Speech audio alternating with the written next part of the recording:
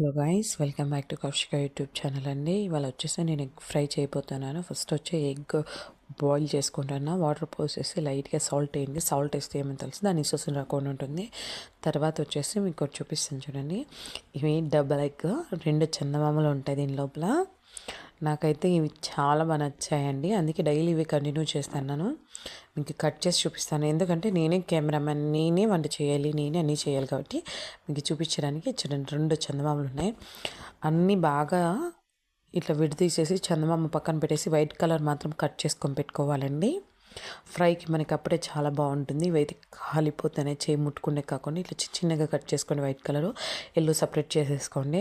Separate చేసుకుంటే ఏం తెలిసిన వైట్ ఫ్రై అవుతుంది, ఎల్లో మాడిపోతుంది. అందుకనేసి ఫస్ట్ వైట్ ఫ్రై చేసుకోవాలి.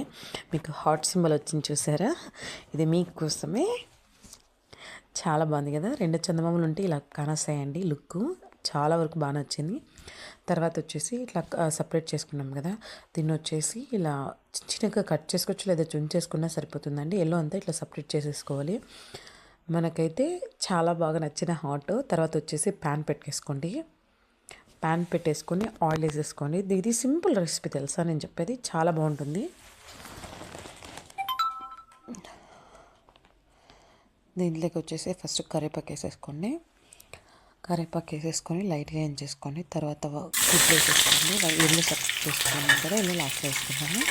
దీన్ని బాగా కలుపుకొనేసేసి మనకి దీనిలో లైట్గా పెప్పర్, తర్వాత వచ్చి లైట్గా ధనియా పౌడర్ వేసుకోండి. మనం పౌడర్ యాడ్ చేసేసుకున్న తర్వాత సాల్ట్ చూసేసుకోండి, ఎందుకంటే దీంట్లో చాలా బిస్కెట్స్ అయిపోతుంది. అందువల్ల లైట్గా చూసేసుకుంటే మీకు కావాలంటే స్పైసీ అనేది దీంట్లో పెప్పర్ పౌడర్ అవుతుంది, మీకు చూసుకొని యాడ్ చేసేసుకోండి. చాలా టేస్టీగా ఉంటుంది. మీకు తింటానంటే టేస్ట్ అదిరిపోతుంది. తర్వాత వచ్చేసి మనం ఎల్లో యాడ్ చేసుకొని కలుపుకొని పెట్టుకుంటే అంతే. చాలా బాగుంటుంది. ఫ్రై ఇలా ఫ్రై చేసుకుంటూ అయిపోతుంది. ఇంకండి, ఈజీగా రెసిపీ అయిపోయింది. లైక్ చేయండి, షేర్ చేయండి, please subscribe. You can must and try. తర్వాత మీకు ఏమైనా ఈజీ రెసిపీస్ కావాలంటే కామెంట్ చేయండి, నేను చూపించేస్తాను. నేను కూడా నేర్చుకొని మీకు చెప్తాను. నేను ఒకప్పుడు అంతే, నాకు వంట చేసేప్పుడు కష్టం అవుతాను. ఇప్పుడైతే చాలా సింపుల్గా అయిపోతుంది. అంతా ఇలా కుక్ అవుతుందంటే అయిపోయిందండి.